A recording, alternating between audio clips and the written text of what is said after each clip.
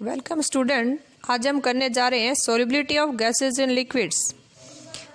अब solubility of gases in liquid कैसे measure करेंगे कि volume of gas in centimetre cube that can be dissolve in unit volume, यानी 1 centimetre cube of liquid to form saturated solution at a given temperatures and 1 atmospheric pressure. यानी 1 centimetre cube volume of solvent के अंदर, liquid के अंदर कितना centimetre cube of gases हम dissolve कर सकते हैं, उसको क्या बोलेंगे हम? Solubility of gases in liquid. देखो जनरली अगर हम देखें तो सॉफ्ट ड्रिंक्स है, हाउस होल्ड क्लीनर जैसे क्लोरोफॉर्म्स या फॉर्मल्डिहाइड्स हम यूज करते हैं, ये सब किसके एग्जाम्पल है? Gases in liquids. और सबसे अच्छा एग्जाम्पल है oxygen dissolves in water which is vital for existence of aquatic life in sea, river और लेक्स। अगर ऑक्सीजन वाटर में नहीं होगी तो जितने भी अपने एक्वाटिक्स लाइफ्स हैं, फिशेस हैं, ऑस्ट्रिच हैं and so many species, these are unable to survive. Second one देखते हैं हम, solubility of gas in a liquid express in term of absorption coefficient. देखो कुछ कंसंट्रेशन टर्म और में भी हम इसकी कंसंट्रेशन सोल्युबिलिटी को एक्सप्लेन कर सकते हैं, जैसे मोलरिटी या मोल फ्रैक्शन। ये टर्म तो हम पीछे पढ़ चुके हैं।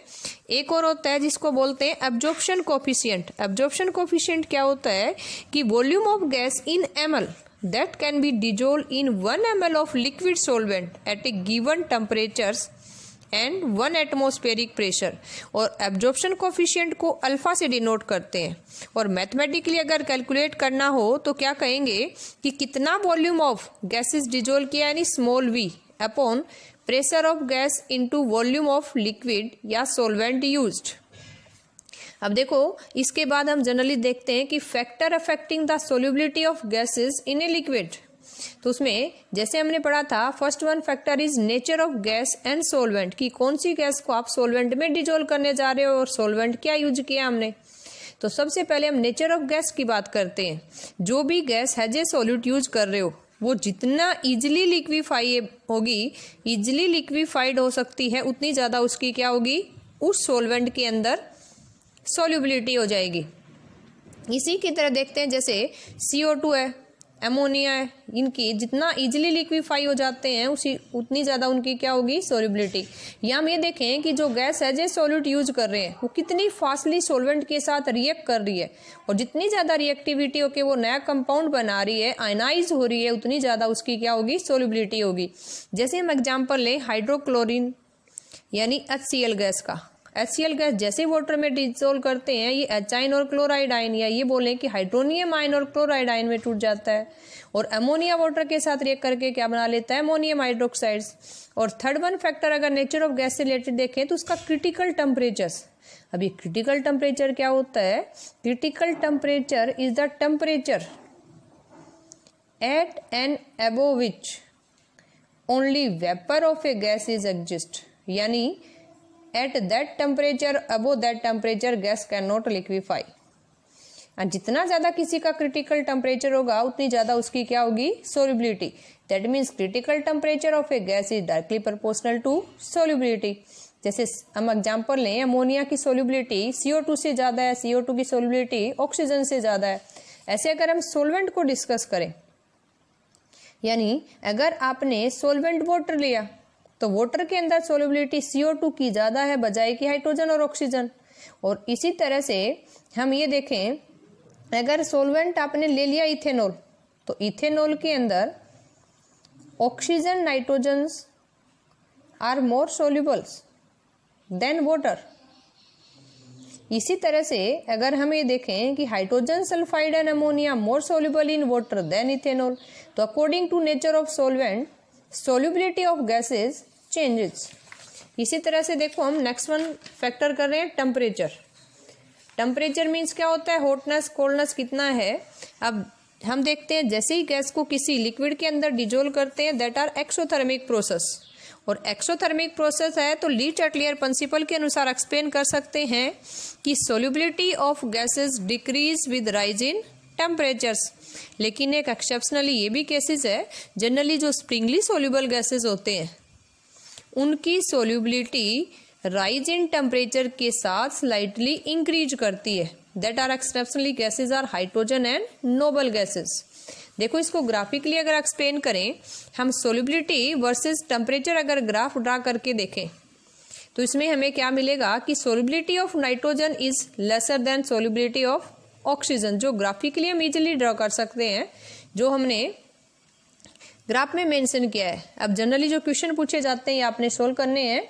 Why do aquatic species like fish feel more comfortable in lake in winter than summer. तो जैसे हमने ऊपर टॉपिक पढ़ा उसके अनुसार आप आंसर दे सकते हो कि जैसे ही समर में टेम्परेचर राइज होता है तो ऑक्सीजन की कंसंट्रेशन वाटर में डिक्रीज हो जाती है, and due to lack of oxygen aquatic species feel suffocations and they are uncomfortable in hot water या warm water than in cold water. एक सिंपल डायरेक्ट क्वेश्चन पूछ लिया जाए कि explain the thermal pollution in term of solubility. तो thermal pollution means क्या होता है कि has the temperature rise in water bodies in summer season, solubility of oxygen या गैसेस डिक्रीज। तो ऑक्सीजन जैसे ही इवोल्व हो जाएगी, बबल्स की फॉर्म में निकल जाएगी, तो जो उसके अंदर एक्वाटिक्स लाइफ थी वो क्या हो जाएगी, डाई। इसको हम क्या बोलते हैं, थर्मल पोल्यूशंस, यानी changes in ecosystems of water body due to temperatures. Okay, third one most important factor हम करने जा रहे हैं प्रेशर्स, और प्रेशर को पढ़ेंगे हम इन टर्म ऑफ हेनरी लॉ, क्योंकि प्रेशर का सोल्युबिलिटी के साथ एक्सप्लेनेशन हमें किसने दिया था, हेनरी ने इन 1803 में। तो हम जनरली इसने क्या कहा कि solubility of a gas is directly proportional to pressure of a gas over solution at equilibrium. और इसने कहा कि अगर सोल्युबिलिटी को हम मास ऑफ गैस की टर्म में ले लें तो ये भी कह सकते हैं कि mass of gas present in solution is directly proportional to pressure of a gas over a solution at equilibrium. अब प्रोपोर्शनलिटी कांस्टेंट क्या है, के। तो अपने पास एक इक्वेशन बन सकती है कि मास इज इक्वल टू के इंटू पी। पी क्या है, pressure of gas over solution, या ये कह सकते हैं उस पार्टिकुलर गैस का पार्शियल प्रेशर भी वर्ड यूज कर लेते हैं। के प्रोपोर्शनलिटी कांस्टेंट है। कई बार हमें क्या हो जाता है कि सोल्युबिलिटी ऑफ गैस हमसे पूछ लेते हैं, उसी गैस की सोल्युबिलिटी एक प्रेशर पे हमें प्रोवाइड होती है, दूसरे पे पूछ लेते हैं, तो हम निकाल लेंगे S1/S2 इक्वल टू P1/P2, और सोल्युबिलिटी की जगह मास दे रखा है तो मास की टर्म में निकाल लेंगे M1/M2 is equal to P1/P2। अब देखो इसी के टर्म को एक्सप्लेन करने के लिए हमसे नेक्स्ट वन हम देखो करते हैं कि mixture of gases are simultaneously in equilibrium with liquid at a temperatures. That means एक गैस को लिक्विड में डिजोल्व ना करके उसने 2-3 गैस को उसी सॉल्यूशन में डिजोल्व कर रखा है। जैसे हम कहें कि वाटर के अंदर ऑक्सीजन भी है, नाइट्रोजन भी है, CO2 भी है। इस केस में हम उसकी सोल्युबिलिटी कैसे निकालेंगे, मोल फ्रैक्शन की टर्म में। किसकी टर्म में निकालेंगे, मोल फ्रैक्शन की टर्म में। और किसी भी मिक्सचर ऑफ के अंदर हम एक कंपोनेंट का मोल फ्रैक्शन निकाल सकते हैं। तो क्या कह सकते हैं कि in a mixture mole fraction of any gas, हम एग्जांपल ले लेते हैं, फॉर एग्जांपल ए, तो क्या होगा, वो directly proportional to its partial pressure in solution. जैसे हम मोल फ्रैक्शन ऑफ ए लेते हैं, यानी कापा ए या साई ए बोल देते हैं इसको, तो क्या हो जाएगा, proportional to partial pressure of A. और अगर बी लेते हैं या ऑक्सीजन लेते हैं तो उसी को हम एक्सप्लेन कर देंगे। अब प्रोपोर्शनलिटी कांस्टेंट क्या है, के। अब के प्रोपोर्शनलिटी कांस्टेंट को अगर हेनरी कांस्टेंट की टर्म में लिखें तो प्रोपोर्शनलिटी कांस्टेंट किसके बराबर है, इनवर्स ऑफ हेनरी कांस्टेंट। तो इसको रीअरेंज करके जो हम मैक्सिमम न्यूमेरिकल में मैक्सिमम टाइम यूज करते हैं वो फॉर्मूला क्या यूज करते हैं कि partial pressure of a gas over the solution is proportional to the mole fraction of a gas in a solution. That means हमने जैसे एक गैस ए कंसिडर कर लिए किसी mixture of gases in a solution के अंदर, तो partial pressure of A equal to क्या हो जाएगा, Henry constant KH into mole fraction of A. अब हेनरी लॉ को हम एक्सप्लेन भी कर सकते हैं, प्रूव कर सकते हैं। जैसे ही हम partial pressure of HCl versus mole fraction of HCl draw किया, हमने सॉल्यूशन लिया कि HCl गैस को हमने साइक्लोहेक्सेन सॉल्वेंट यूज करके सॉल्यूशन बना रखा है एट 293 केल्विन। तो हमने जैसे ही partial pressure of HCl versus mole fraction of HCl graph draw किया तो हमें ओरिजिन 0 से और एक क्या मिली, straight line. That means partial pressure of a gas is directly proportional to mole fraction of that gas in a mixture. Okay student, अब कई बार पूछ लेते हैं, डायरेक्ट क्वेश्चन कंपटीशन में आता है इसके ऊपर, KH के ऊपर, कि कौन सा स्टेटमेंट राइट है, कौन सा रॉन्ग है, या सीधा पूछ लें कि इंक्रीज या डिक्रीज होगी। तो KH यानी हेनरी ला कांस्टेंट किस पे डिपेंड करता है, नेचर ऑफ गैस पे, नेचर ऑफ सॉल्वेंट पे और टेम्परेचर पे। एंड डिफरेंट गैसेज और different value of KH at the same temperature and same solvent. तो हम डायरेक्टली ये भी कह सकते हैं, अगर एक ही फैक्टर सेलेक्ट करना हमने, KH is a function of nature of gas, यानी हेनरी ला कांस्टेंट जो हम यूज करते हैं KH, वो किसका फंक्शन है, नेचर ऑफ गैसेस। इसी तरह से देखो नेक्स्ट वन हमसे कहे कि greater the value of KH lower is the solubility of gas. इसी तरह हमें कहें कि वैल्यू ऑफ अगर KH हेनरी कांस्टेंट की वैल्यू बढ़ा दी तो सोल्युबिलिटी क्या हो जाएगी, डिक्रीज। या कहे कि टेम्परेचर के साथ क्या इफेक्ट होगा, तो हेनरी कांस्टेंट की वैल्यू टेम्परेचर के साथ इंक्रीज करेगी तो सोल्युबिलिटी ऑफ गैस क्या हो जाएगी, डिक्रीज। देखो एक हमारे माइंड में क्वेश्चन आता है, क्या हेनरी लॉ हम हर टाइप्स की सिचुएशन में अप्लाई कर सकते हैं? नहीं, हर किसी की लिमिटेशन होती है। वैसे भी हमारी आदत होती है कमी निकालने की, तो हेनरी लॉ में भी कुछ लिमिटेशन है, यानी एक पर्टिकुलर कंडीशन में ही इसको अप्लाई कर सकते हैं। अगर ये कंडीशन ये अप्लाई कर रहा है तो ही हम इसको फॉलो कर सकते हैं उस कंडीशन में। यानी हेनरी लॉ हम किस कंडीशन में अप्लाई कर सकते हैं, यानी pressure is not too high, pressure बहुत ज़्यादा नहीं होना चाहिए और टेम्परेचर बहुत कम भी नहीं होना चाहिए, temperature not very low. Third one condition क्या है कि जो भी गैस है जो सोल्यूट आप यूज कर रहे हो, जिसको डिजोल्व कर रहे हो, gas does not chemically combine with A solvent. जैसे हम जनरली देखते हैं अमोनिया को जैसे वाटर में डिजोल्व करते हैं वो अमोनियम हाइड्रोक्साइड बना लेती है, एक नया कंपाउंड केमिकली रिएक्ट कर देती है। ऐसे CO2 बना लेती है कार्बोनिक एसिड वाटर के अंदर।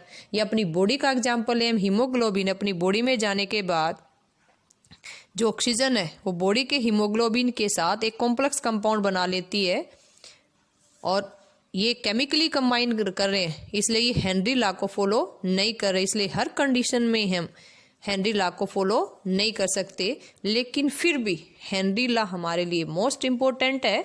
तो इसकी कुछ मोस्ट इम्पोर्टेंट एप्लीकेशन हम डिस्कस करने जा रहे हैं। And first one is soft drink bottles are sealed at a high pressure to increase the solubility of CO2 in a soft drinks. क्योंकि हमें पता है कि प्रेशर बढ़ाएंगे तो सोल्युबिलिटी ऑफ गैस क्या होगी, इंक्रीज होगी।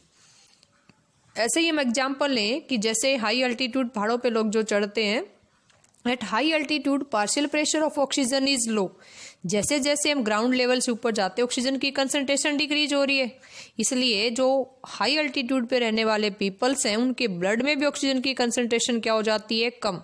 And low concentration of oxygen से क्या हो जाता है उनके अंदर, एनोक्सिया। एनोक्सिया क्या एक NEG कंडीशन है।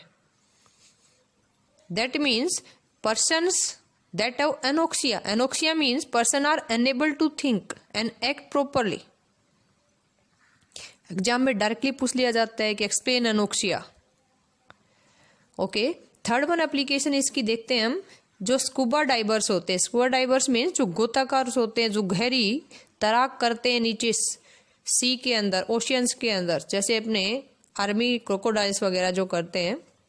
ऐसे when scuba divers go deep in sea, solubility of oxygen nitrogen increase in blood. क्योंकि ऊपर से प्रेशर इंक्रीज होगा तो सोल्युबिलिटी गैसेज की क्या होगी, increase. And when the diverse come up at the ground level they release of dissolved gases and lead to formation of bubble of nitrogen in blood capillaries।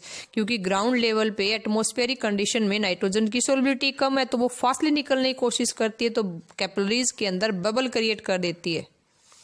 And blood capillaries के अंदर जो bubble of nitrogen है उनको हम क्या बोलते हैं, bands.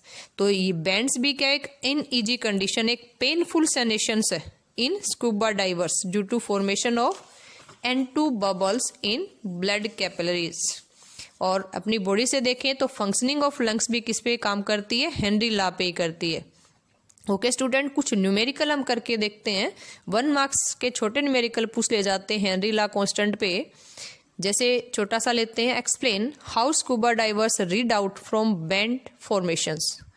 तो ये तो आपका थ्योरेटिकली एक एग्जाम्पल है कि कैसे करते हैं हम। जो उसके अंदर दो ऑक्सीजन सिलेंडर लेके जाते हैं, उसके अंदर हम क्या करते हैं, नाइट्रोजन की कंसंट्रेशन डिक्रीज कर देते हैं। डिक्रीज करने के लिए उसके अंदर हीलियम गैस मिला देते हैं, और हीलियम गैस की सोल्युबिलिटी बहुत कम ऑक्सीजन से।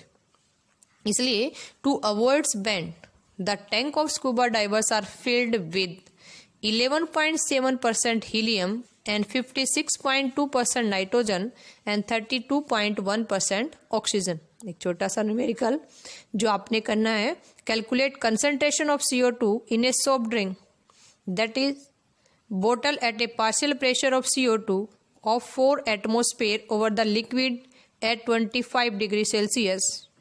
If value of Henry constant for CO2 आपको प्रोवाइड है 3.1 इंटू 10⁻² मोल पर लीटर एटमोस्फेयर।